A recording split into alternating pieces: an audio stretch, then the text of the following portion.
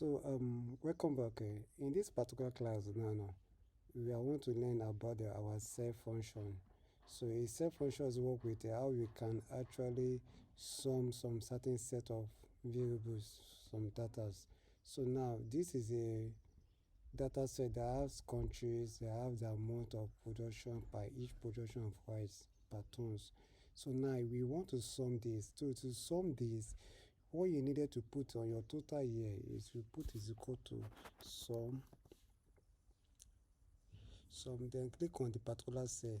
Now this cell here, that the first cell here is B4, while the end cell here is K4. So what you need to do is to highlight it from B4 to K4. So as you're highlighting it here, it's already typing it for you, each one of the cells for you. So then when you are done, you can close the bracket and press enter. So that has sum for you. Let's do that again. Is equal to sum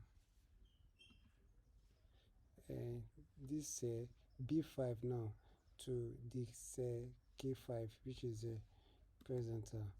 So you can actually type it by yourself by typing that is equal to sum. This one, the next one is K6, B6. So B6 to K6. So once you are done, automatically it will also highlight it for you. Once you type it, you can type it with your words. So this is another way of summing. Instead of you highlighting it, the data set might be very, very long. So instead of you highlighting it, you can just type it B6 to the double hyphen here is to K6. Then close the bracket, press enter. So that has given us our answer. If that is clear, the same way you also, the third way of you summing it is for you to click it equal to this particular cell plus this cell plus this cell plus each one of them one after the other. This is a long process, but sometimes it's very good that you have an understanding about it, because there are some certain functions that the data set, there's something in between them. So you can use this formula for that, but it's not always to save your time and to save everything there. This is another way which you can sum. So it's equal to do. So this has given us our answer. So once you have done one, you can just autofill the remaining one over here. So it will give you the answer for the remaining one. So let's do it again. Let's do something like that in this function here. We are in this data set, we are all to get the average, the highest, the lowest, and the count. Now the same way of you getting the total sum, where you put from B4 here to K4 here, that's the way you get your average now. So it's going to be equal to average. You type the average in full. So now the first one is B4 now to K4. So automatically it will highlight it for you. You don't need to capture your total here, then press enter. So exactly. So also average, highlight it. Instead of you typing it, you can also highlight it and press enter. So that has gone to yes. Once I've done that, you can just autofill one of them. So it will give you the answer for everything. Now, if you are asked to get your highest, the lowest, and the count, there are formulas for that. For the highest now, you can use your maximum, mass is equal to mass. For your lowest, you can use mean. While for your average, you can use this. So this is the sum for this way we sum. So now, if I want to do this, I can is equal to MAS. I then highlight it B4 to K4, while for the mean is MIN. Highlight it, enter. While to get the count, how many cells that has figures is equal to COUNT. Enter, enter. So when you have done this, then you can just autofill everything like this.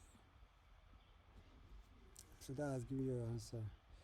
So the way you sum this on your horizontal aspect, on your vertical aspect, that's the way you can set it, sum it on your horizontal aspects.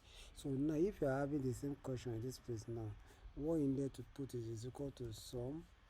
Now you are supposed to sum the data say month by month. You can highlight it like this and press enter. So this is where you sum it is equal to average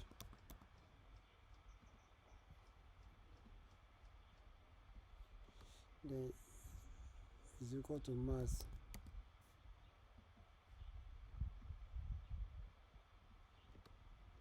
is equal to mean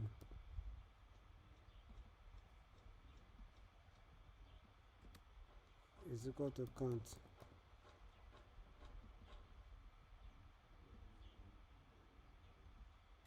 So when you have done all the whole answer, then you can just autofill the remaining one here. Just autofill everything. So exactly. So if this is clear, this is the basic sum function of a z.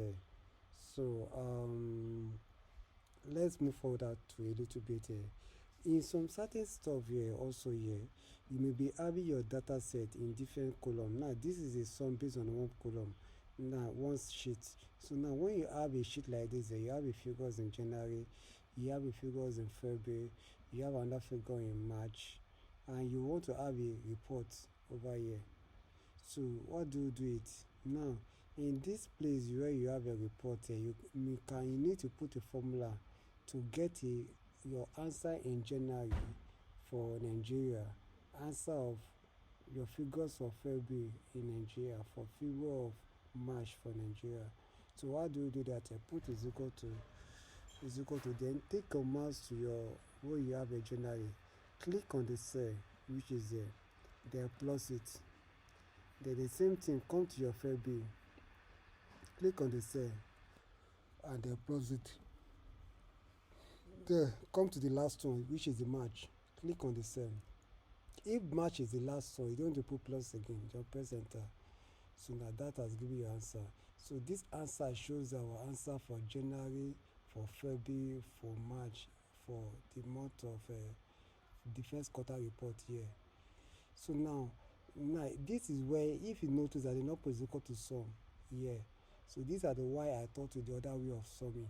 So there are some certain way you will sum it, sum figures, not using sum. There are some certain figures of data that you can sum without using figures. So now with this one now, this answer now,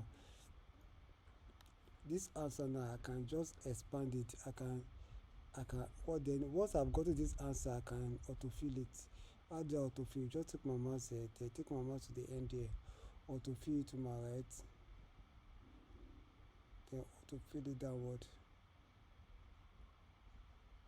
So exactly. So now this is the answer for each one of the month for this, So for the first quarter. Thank you.